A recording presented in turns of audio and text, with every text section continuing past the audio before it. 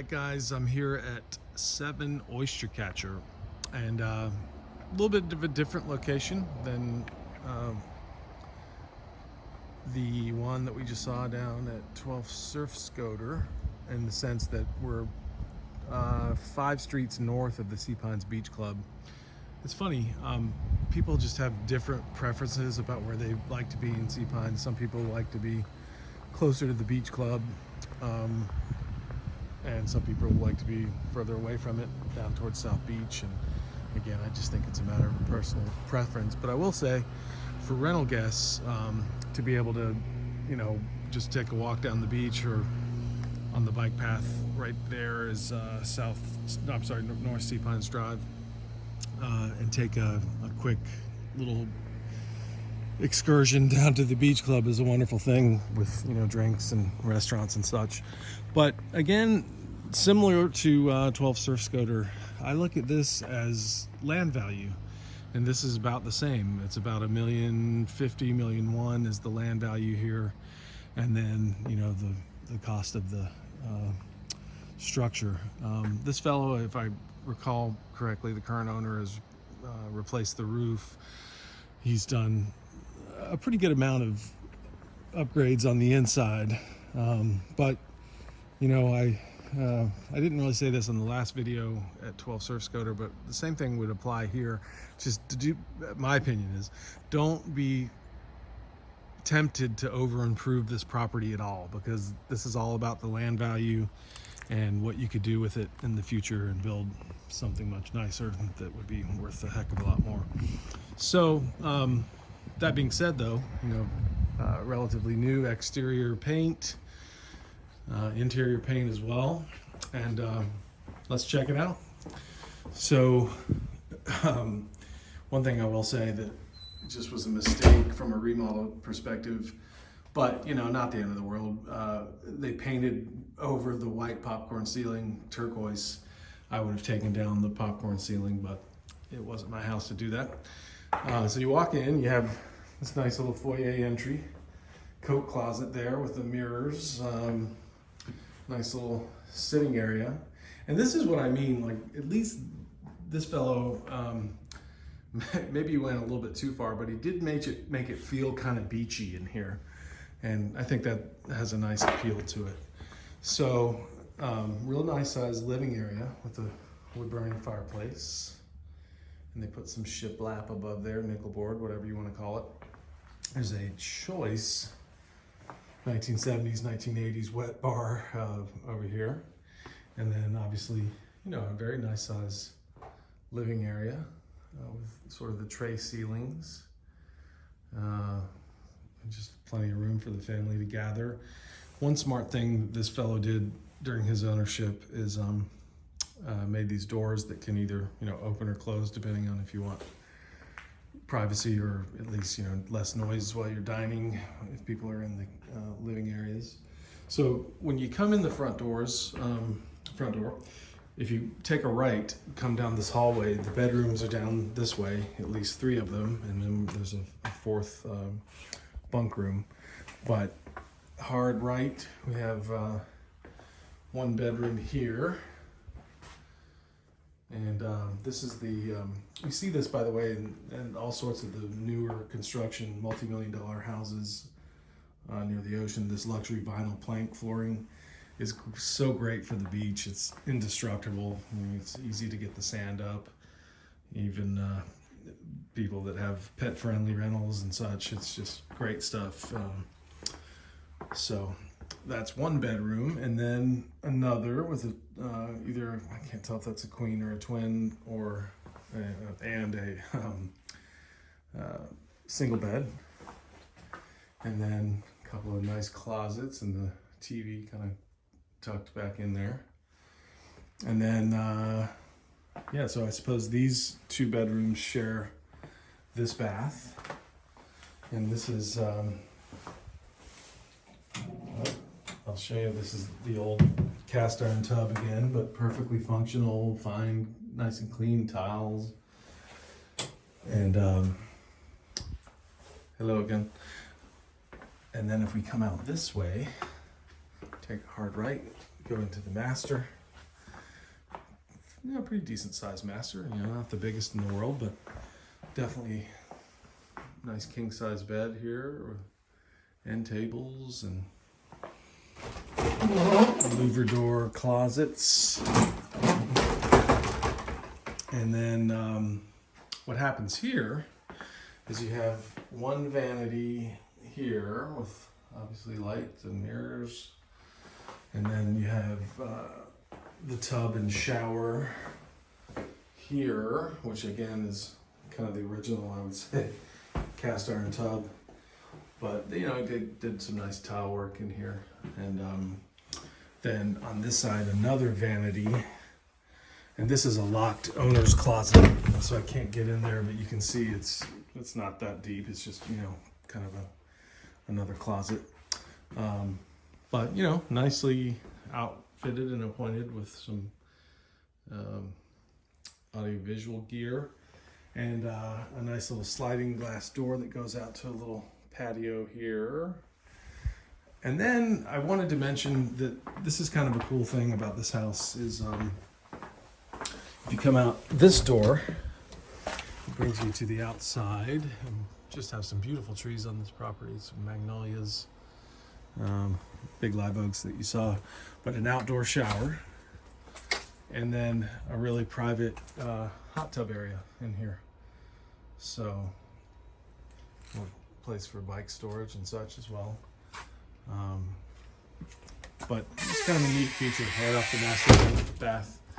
And I tell you what we'll do is why don't we leave this door kind of cracked right here, and we'll walk out and well, let's not do that. We haven't seen the kitchen. Let's go back this way. So back through the master. Almost forgot the kitchen. No, I didn't forget. So we walk out of the master, take a hard right down the hall. By the way, this is a Nest or Wi-Fi enable thermostat, and into the dining again.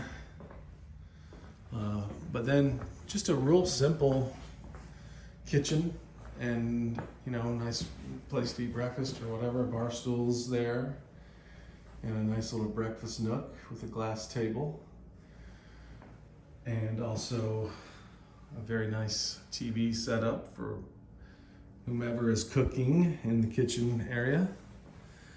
And yeah, it's nice, nothing terribly fancy, but some Whirlpool appliances. That's a Frigidaire, stainless steel. And then these were actually the original tiles I wanted to point out, and they put that epoxy down on it. So I think I remember them being kind of horrible. I can't remember if they were orange or blue tiles, but that was a nice touch. So this is another full bath over here, cast iron tub and probably the original tiles, but again, perfectly functional. And then straight across from the powder room, a very nice laundry room.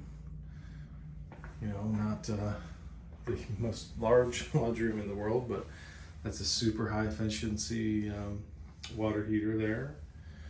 And then this is kind of what I was alluding to over at 12 Surf Scooter, is to take one of those rooms and to do something like this, because you can imagine being on vacation as a rental guest, and you can just kind of plop all the kids over here, let them go crazy with their Xboxes and so forth. But we have 6 beds, so 6 heads for 6 beds in there.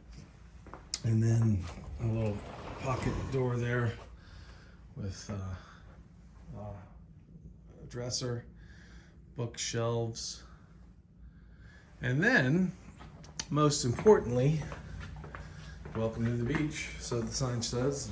Let's go check out the pool area and then walk down to the beach. So when I look at this pool as compared to 12 Surf Scooter, it's just a different size, obviously. So this is about as small a pool as you would ever build in Sea Pines, but nevertheless, that's all it needs to be. It just needs to be a place where people can come out from the beach and cool out in the pool.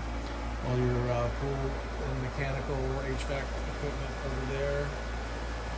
The folks, the trash fellows simply come through that gate. They come in and pick this trash and recycling up. And I'll say, other than just a couple of pine bark, it looks like some squirrels have been playing above us. The pool and the pool deck is in great shape. And while we're here, let's just take a little walk down to the beach and show you that. That's pretty cool. A little foot rinse there. Smart. A hammock. A Polly's Island hammock. That's the master with the little deck, little patio that I pointed out a moment ago. And nice stepping stones. Sometimes it's nice to have the stepping stones instead of walking through the dirt and pine straw. So here's the back corner of the lot. And then again, a dedicated easement provided in perpetuity by visionary developer of Sea Pines, original developer Charles Fraser. He's so smart. My father's mentor. And yeah, here we are, another beach path. Take a hard right and off to the beach we go. So yeah, here on Oyster Catcher, there have been some very significant sales recently. One street to our south, next door at Laughing Gull, the former governor of Tennessee, his name is escaping me, but he was the governor of Tennessee from the early 2000s, 2010 until 2019.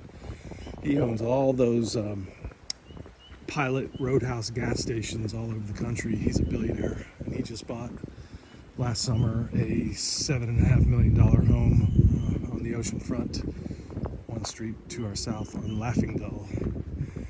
And also the billionaire owners of Sea Pines also maintain a residence on the ocean front just next door on Laughing Gull. So kind of the same drill. You see where we're headed. You see the light at the end of the tunnel, as it were. But I do think it's important just to know how long it takes to walk to the beach. It's not very far.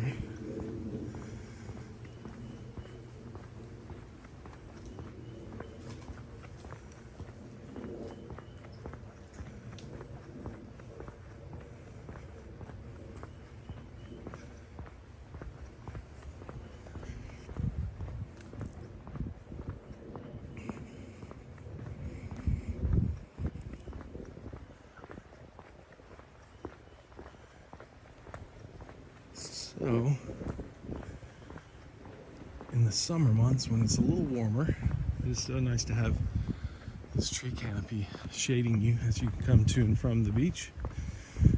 And yet another example of our HOA doing such an excellent job maintaining these boardwalks across the dune to get to the beach.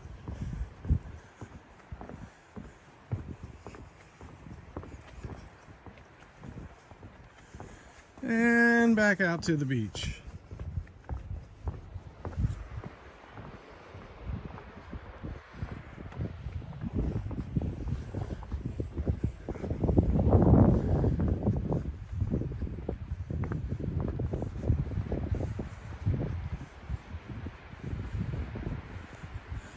So again, we're just in a little bit of a different location. It's hard for me from here to point out to you, but let me see if I can try. If you see that one big pine tree that's sticking up, that's way down on, that's right at 11 South Beach Lagoon. It's a friend of mine that owns that house. And about halfway from, well, not quite halfway, it's closer than that. Let me see if I can show you where the Sea Pines Beach Club is. If you see that, that's the one oceanfront complex, condominium complex in Sea Pines is called Turtle Lane Club, is right there in the middle. So the beach club is about 150, 200 yards on this side of it towards me. So again, I mean, that's just I don't know, I'd have to clock it, but or put my odometer on it, but that's not even, you know, a fourth of a mile, half, at very most half of a mile. So it's just a short little walk to the beach club.